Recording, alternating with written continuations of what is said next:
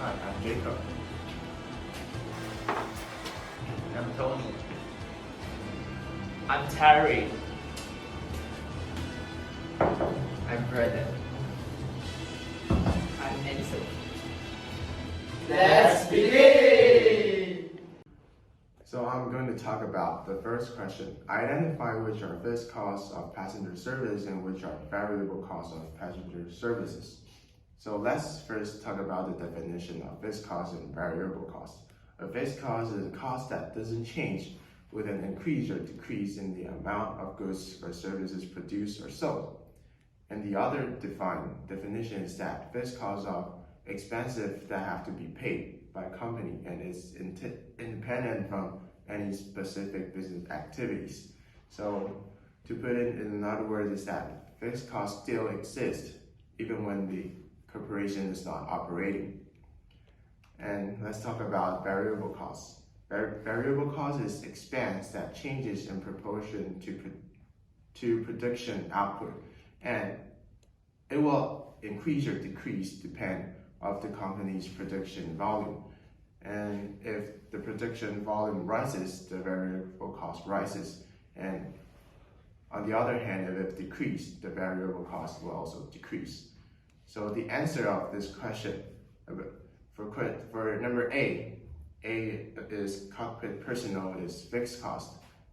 It is because you still have to pay those people's salaries even if the corporation is not operating.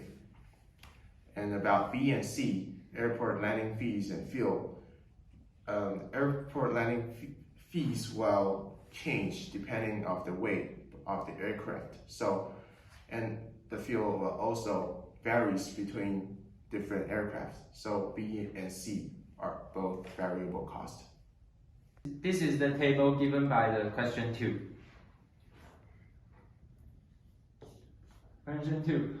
Using data from table 1, illustrate the shift in Boolean Hulu's marginal cost curve, the selling price and profit maximizing scale of production between 2002 and 2004. In 2002, this is the marginal cost in 2002. The selling price is 339 and the scale of the profit maximizing scale of production is 356. After a year, the marginal cost curve shifts left and the selling price becomes 366 and the scale of profit maximizing production becomes 314. And a year later, the marginal cost curve shifts right.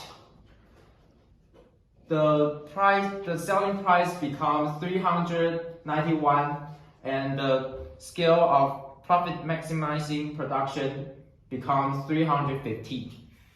In 2003, Barry continued to produce from the Boolean Hulu mine even though the selling price of gold 366 per ounce was less than its average production cost of 369 per ounce. Was this a mistake?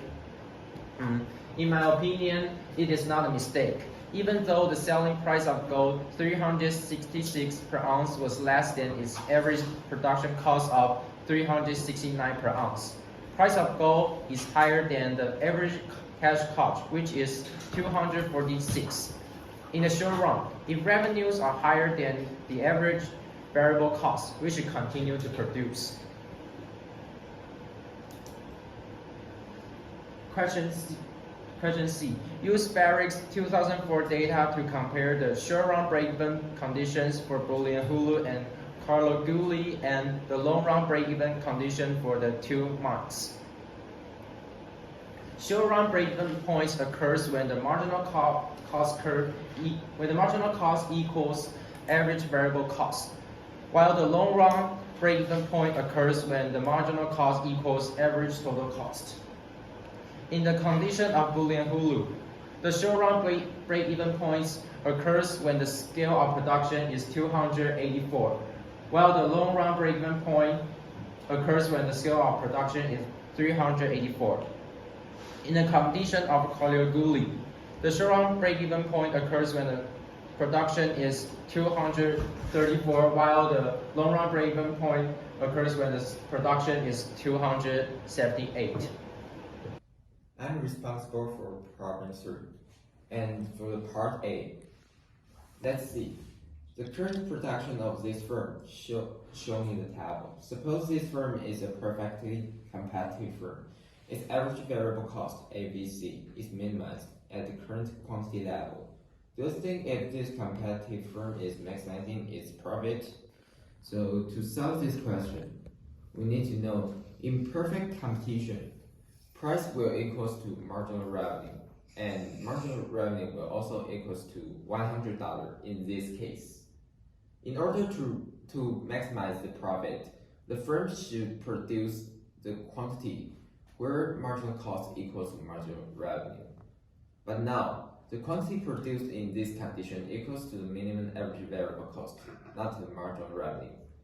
So just like the graph shows. So in order to maximize the profit, the firm should increase their quantity to here, where is equal to the marginal revenue. So as a constant of the firm, I will recommend they should increase the production to the level of marginal revenue to make its profit maximizing at the point. So next is part B. Suppose this firm is a monopoly firm. Its average total cost, ATC, is minimized at the current quantity level. Do you think if this monopoly firm is maximizing its profit? Explain why. So in this case, the quantity produced now is the profit maximizing point in competitive market, which means marginal cost equals to price equals to minimum average total cost. But in a monopolistic market, the profit maximizing should be the point quantity M. But now, the quantity produced now is a profit maximizing point in competitive market, quantity C. So the company should cut the production to the point QM to reach their produce to the level quantity M to maximize their profit. So now they haven't maxed their profit maximized. So I'm going to solve the number 4 problem. As for the question A, we need to first find the A location. So before we find the A location, we need to first find the demand curve equation. So the slope is this one, and the equation is this one. By calculating this curve, so the A location is here, where 0, 1,875. So after calculating the A location, we can find the profits of uniform pricing. The profit maximizing point of uniform pricing is B, where marginal revenue equal to marginal cost. As a result, the profit of uniform pricing is Y area, and this is this number. Okay, so the second question, the profit with complete price discrimination is this triangle area. So the profit is this one. So I'm going to solve the question B, and when using the complete price discrimination, supplier can charge all the buyer's willingness to pay as long as the willingness to pay is larger than the marginal cost. In this case, the profit will be this one. X area plus Y area plus Z area. So the monopoly supplier should sell up to the quantity at which the buyer's willingness to pay is equal to the marginal cost, which means there is no consumer surplus left because buyers have no happiness when the willingness to pay is charged. In this case, all the consumer surplus become the producer surplus. Therefore, the profit is maximized. Okay, as for the question number C, I'm going to explain why Mercury's profit is higher with the complete price discrimination than with uniform pricing. So, if the supplier doesn't know each buyer's willingness to pay, the supplier can only use the uniform pricing. In this case, the best choice to maximize the profit is to sell the quantity at which B, and this is the marginal revenue is equal to the marginal cost, and the price will be determined by A, the demand curve. So therefore, the profit is equal to the price minus the average cost times quantity. But in this diagram, the marginal cost curve is equal to the average cost curve. So the profit is equal to price minus marginal cost times quantity, which is equal to the Y area.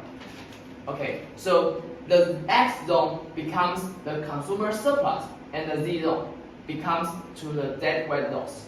So X plus Y plus Z is larger than Y. So which means the supplier's profit is higher with complete perfect discrimination than with uniform pricing. Okay, here is question 5. And the question stimulates an oligopoly of two movie studios. One is called Luna, one is called Moonlight. And the two movie studios have to choose to release a movie on December 11th or 18th. First, if both movie studios decide to release on December 11th, each will sell 200,000 tickets. And if they both decided to release the movie on 18th, both will each sell 100,000 tickets. But if one studio decides to release the movie earlier on 11th and one decides to release later on 18th, the earlier one will sell 350,000 tickets, and the later one will only sell 150,000 tickets. So we can use the arrow technique to find out what is the equilibrium. First of all, we assume that Luna decides to release the movie on 11th. So the Moonlight will want to release the movie on 11th with Luna Studio. So here. And if Luna decides to release the movie on 18th, Moonlight will want to release the movie on 11th, which is here. And we assume that Moonlight wants to release the movie on 11th. Luna will want to release the movie on 11th too, which is here. And if Moonlight wants to release the movie on 18th, Luna will want to release the movie on 11th, which is here. So we can find that the equilibrium is here. Both studios release the movie on 11th and each sell 200,000 tickets. And question B, the question changed that if both studios release the movie on the same day, each will sell 70,000 tickets more. So by using arrow technique again, we can find that if Luna wants to release the movie on 11th, Moonlight will want to release the movie on 11th too. And if Luna wants to release the movie on 18th, Moonlight will want to release the movie on 11th, which is here. If Moonlight wants to release the movie on 11th, Luna will want to release the movie on 11th too. Last, if Moonlight wants to release the movie on 18th, Luna will want to release the movie on 11th, which is here. So we can find that the equilibrium is here. Both studio release the movie on 11th and each sell 270,000 tickets.